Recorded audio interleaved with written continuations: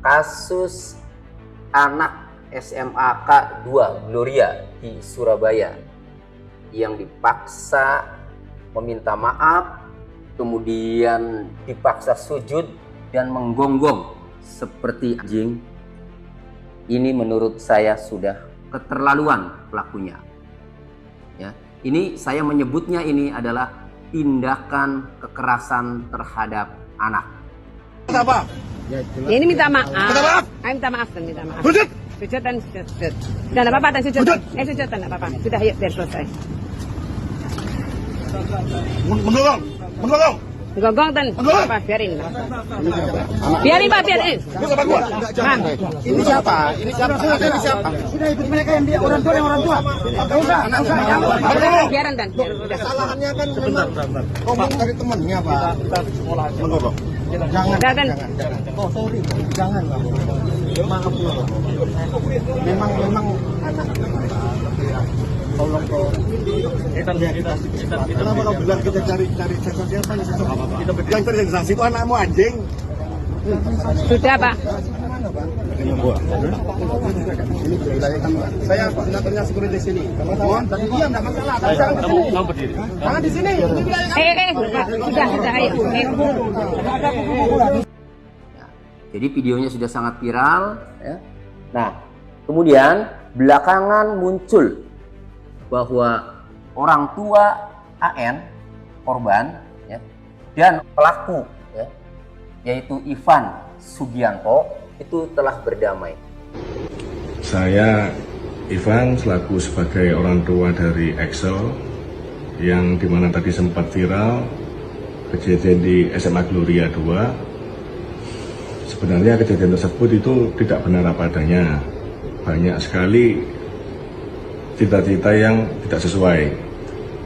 Saya dengan orang tua Etan tidak ada apa-apa dan tidak ada kontak fisik.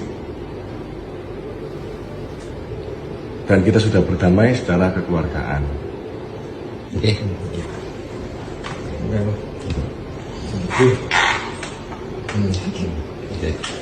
Nah, bagaimana hukumnya? Kalau kemudian kedua orang tua telah berdamai, tetap pelaku Ivan Sugianto ini bisa diproses secara hukum. Apa dasarnya? Dasarnya adalah di dalam Undang-Undang Perlindungan Anak nomor 35 tahun 2014 pasal 9 ayat 1A dikatakan bahwa setiap anak berhak mendapatkan perlindungan di satuan pendidikan dari kejahatan seksual dan kekerasan yang dilakukan oleh pendidik, tenaga kependidikan, sesama peserta didik, dan atau pihak lain. Nah, jadi anak ini berhak mendapatkan perlindungan dari kekerasan di lingkungan sekolahnya.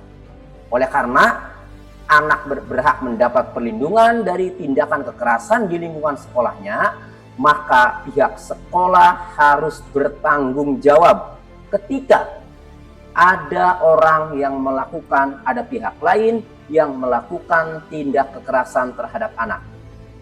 Apa bentuk tanggung jawabnya? Bentuk tanggung jawabnya, kalau memang orang tuanya ini tidak melaporkan, maka jika perbuatannya, tindakannya sudah keterlaluan, maka pihak sekolah berwenang untuk melaporkan pelaku tindak kekerasan terhadap anak itu ke aparat kepolisian atau ke aparat penegak hukum. Nah, oleh karenanya saya mendengar informasi bahwa menurut keterangan dari kepolisian bahwa kasus ini terus diproses. Meskipun orang tuanya telah berdamai, ini tetap diproses karena masih ada pihak sekolah yang ingin kasusnya ini diproses secara hukum.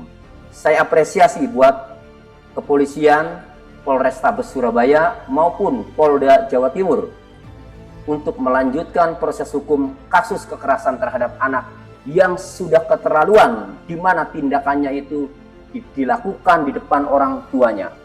Betapa hancurnya tuh hati orang tuanya, betapa tidak ada harga dirinya itu orang tuanya ketika anaknya dipaksa melakukan sujud sambil menggonggong di depan orang tuanya. Nah, apa hukum yang dikenakan, pasal yang dikenakan terhadap pelaku kekerasan terhadap anak? Di dalam Undang-Undang Perlindungan Anak nomor 35 tahun 2014 pasal 76C disebutkan bahwa setiap orang dilarang menempatkan, membiarkan, melakukan, menyuruh melakukan, atau turut serta melakukan kekerasan terhadap anak. Jadi, setiap orang dilarang melakukan atau turut serta melakukan kekerasan terhadap anak. Apa itu kekerasan? Mengenai kekerasan dijelaskan di dalam Undang-Undang Perlindungan Anak nomor 35 tahun 2014 pasal 1 angka 15A disebutkan bahwa kekerasan adalah setiap perbuatan terhadap anak yang berakibat timbulnya kesengsaraan atau penderitaan secara fisik, psikis, seksual, dan atau penelantaran, termasuk ancaman untuk melakukan perbuatan pemaksaan atau perampasan kemerdekaan secara melawan hukum. Apakah tindakan Ivan Sugianto ini telah memenuhi unsur pasal 76C Undang-Undang Perlindungan Anak di mana telah melakukan kekerasan terhadap anak? Tentu memenuhi unsur pidana sebagaimana dimaksud dalam pasal 76C itu. Apa unsur pidananya? Unsur pidananya adalah jelas Ivan Sugianto melakukan tindak kekerasan terhadap anak ini, yaitu ia melakukan pemaksaan terhadap anak AN, ya, suruh bersujud, ya, meminta maaf, suruh bersujud, dan menggonggong seperti anjing. Ini adalah tindakan pemaksaan. Tindakan pemaksaan sebagaimana dimaksud di dalam pasal 1 angka 15A ini jelas diantaranya adalah pemaksaan. Ya, kekerasan dengan pemaksaan. Jadi meskipun tidak ada tindakan fisik, ketika pemaksaan itu mengakibatkan penderitaan secara psikis, maka itu sudah memenuhi tindakan kekerasan sebagaimana dimaksud di dalam pasal 76C.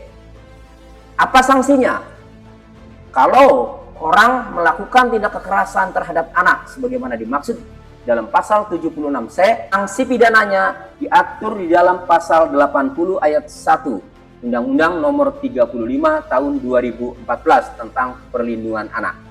Yaitu, setiap orang yang melanggar ketentuan sebagaimana dimaksud dalam pasal 76C dipidana dengan pidana penjara paling lama 3 tahun 6 bulan dan atau denda paling banyak 72 juta rupiah.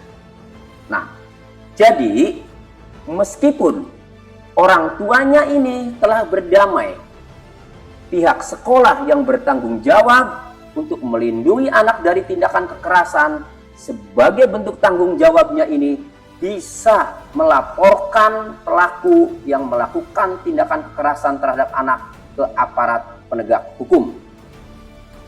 Kepada Bapak Kapolda Jawa Timur dan kepada Bapak Kapolrestabes Surabaya, proses terus kasus ini sampai ke pengadilan buat menjadi pembelajaran kepada masyarakat agar tidak ada yang sok jagoan di Indonesia ini.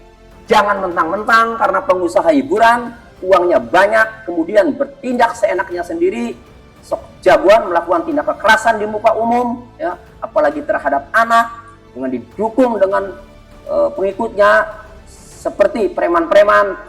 Maka ini harus diproses secara hukum.